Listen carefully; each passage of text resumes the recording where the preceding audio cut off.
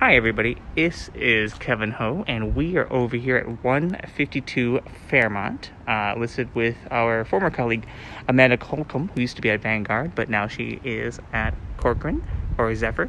And we're over here on Fairmount Street, which is one of the cutest streets over here in Glen Park.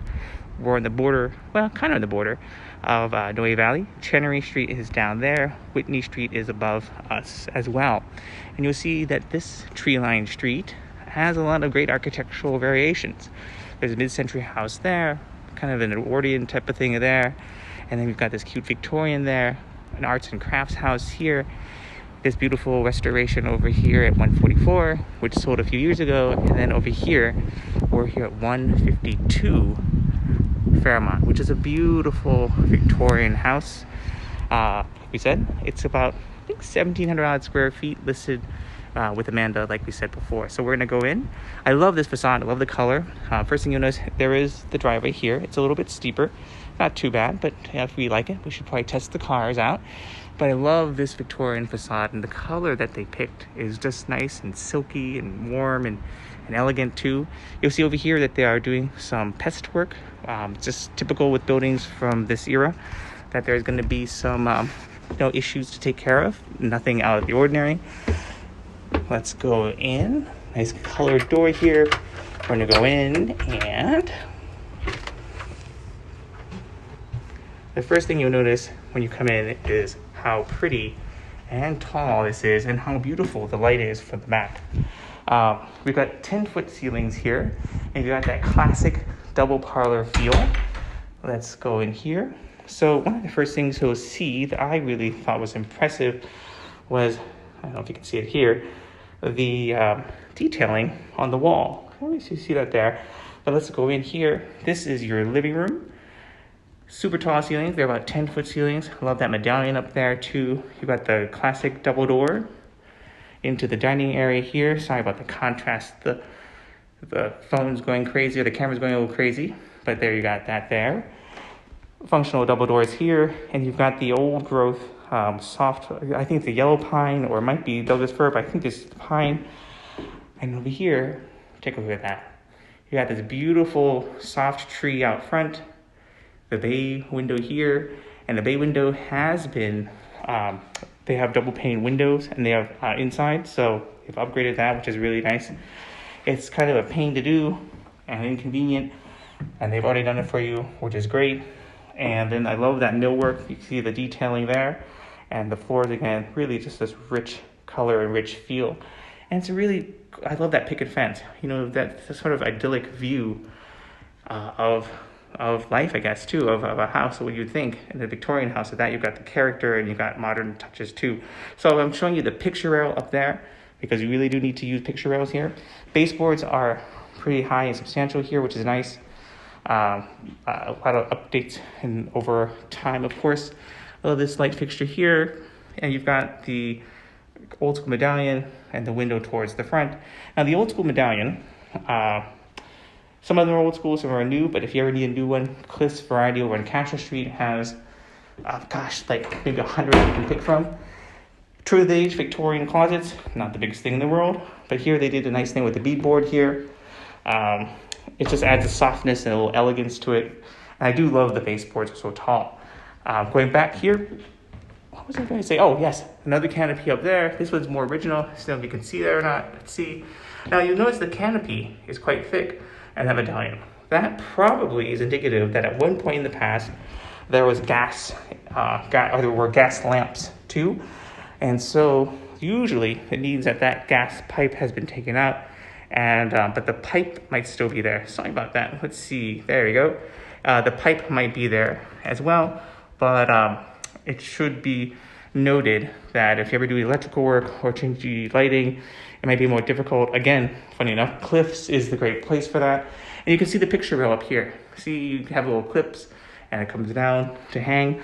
Now over here, this is where it starts to get interesting. The house does go back. It sets back into a little bit too. And so you have a nice amount of light that comes in.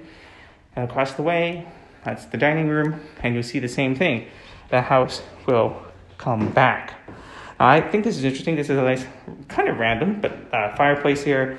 It's a stone fireplace. Maybe it was a coal burning fireplace for heat over time. And you've got this little closet here. There's a bathroom behind this too. So this layout's a little unusual. I'm not sure if that meant the house ended back here at one point and this is an addition, or maybe not. But next door, sorry about that flying there. Next door, they have a second structure. I think it's a multi-unit building there, so pretty interesting there. But anyway, here you've got this setback here. You see all the systems and whatnot too. Whether or not you can fill in this space or how you can utilize it is something you'd have to investigate with a qualified architect and or a contractor type person, because the answer is it depends. It also depends on your neighbors, if they like you to do it or allow you to do it or whatnot, but who knows. Now, going back here, this is the kitchen and bath for this level. So I remember seeing this house when it was on the market a few years ago, and I remember thinking that there was so much potential back here. So this is the bathroom. It's a little dated, but there it is. The vanity is very low. I do like that upgraded fixture. The mirror is actually pretty nice too. Vanity, it can be changed. You raise it up higher, or you could do this in conjunction with a renovation. Here, you got an old school tub down here. It's kind of clever how they did the tiling down there, and your toilet. And again, there's some recessed lights up there. So like I said, I remember seeing this a few years ago. What they did since then is they lightened up the cabinets. So this is the kitchen. And then you've got this really nice outdoor space. And then over here, and this is kind of the interesting thing, you have cabinets over here and the refrigerator. So I'm not quite sure how that would work. I'm sure there's some inefficiencies or things that could be corrected. Also here, I would see if I could take advantage of this entire wall out here. But we'll see the neighbors and what they did in just a quick second. And the other thing here too is this is how you connect the stairs or go downstairs is a spiral staircase. I know that might be an objection to for some people, but again, it could be reconfigured where you have a normal set of stairs. Maybe it goes down here, comes this way, crosses under, and this gets shifted around a little bit here, because then you could maybe move this around. Maybe there's an island that goes here. Maybe there's a better use of that space here. Maybe it's done in conjunction with the bathroom up here. So this back area from here to maybe where that bedroom door or bedroom was could be something that you could reconfigure or do something different. It's something that, is certainly in line with other people, what they do in the city, and it would be, it would be really, I think, a great investment.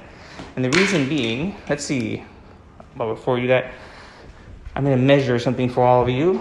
So if we're coming here, and we come out here, and we measure from here to maybe that wall, that door, let's see what we get. 25 feet, is that really? Yep, 25 to 26 feet from here to that wall. That's a lot of room to reimagine and recreate the space. Now, it is a little narrower, because remember, we saw that both sides of the house came in. We'll see that in a second. The width of the house is 17 feet. So let your imagination run wild. 17 by 25 feet to do a set of stairs, kitchen, and a bathroom. I think you can do it. Nice backsplash tile, decently good cabinetry, but this is what we wanted to show you. So this is your backyard and your deck. Extra deep parcel. See here, you've got a yard, you've got a sandy area too, maybe a bocce court, swing set, play thing or whatnot too. Take a look over there. Beyond the distance, you can see the skyline. Now the interesting thing here is that the decking is made from Trex, which is a really durable material. Let's go down here. You have a set of stairs, obviously. Otherwise, how would we be going down back here? But we have all this room. I'm not saying that you could probably expand in this room or not, because judging your neighbors, you have to figure that out, and it has to be an assessment. But take a look here. If we do that evaluation, that house goes way back there, and then these people have another house here. That house goes back further, up higher, and then there's us, and then your neighbors. Now that house is really beautiful, but it's a really good inspiration to take a look at how they utilize the space. You can see they use the vaulted space up there, and here that hasn't been used at all. You could do even exposed rafters, or you could even open it, you could do a dormer or something, but there is a lot of potential there. So let's go down here. We're gonna actually go in. We could have went down the spiral staircase. Oops, sorry about that. Oh, everybody sorry about that. That was my finger getting in the way. Let's go down here to the lower room. So I think they have this as a city room / master suite. Let's take a look here. When we came in before, we measured this, let's see, at 7'11". So we've got 8 feet down here.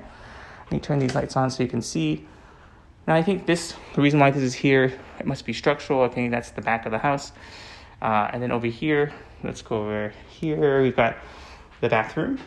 Kind of a interesting shaped vanity. But you got some nice tile. I think that might be Heath tile. Oh, and there's your laundry. And that's me. Hello. Yes, we have our mask on, so don't worry about that. We've got a nice little shower here. I think I might change this out to do something that's slightly different, but it's not too bad. Nice color. And then you've got the access here. I think maybe I'd use, oh, there's a closet back there too. But this room, I think there's something to be said about this room. Not sure, sitting room or something. One thought that I had before was that maybe if you did something with the upper and the lower, you could create some sort of mezzanine effect where the main floor upstairs, see for right here, can connect somehow down here. Now, this steps up because we are on a slight grade, and then that's the garage. This is the closet for down here. So it's kind of this whole master suite configuration here. And over here, we have the utility room. So we've got a fairly large sized water heater. And then you can see here, that is the heater, the forced air heater, lots of duct work. And you can see the old growth wood underneath and the elements here and parts of the foundation as well. And then the fireplace, that's the chimney, probably from that living room, no, the dining room one too. And here is your garage, a fairly generous garage. Let's see how deep it is. The garage is 21 feet. Oops, if we can see that, 21 feet. And then over here, foundation, concrete, old school, old growth wood, some bolting, but over time, you'll probably want to upgrade that. Garage doors here, and then here is your electrical. Looks like it's been fairly updated too. And then let's open that up.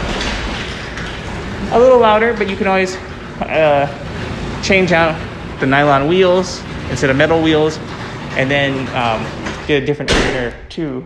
And that was the back behind me too. And there's one more room over here. This is another storage room.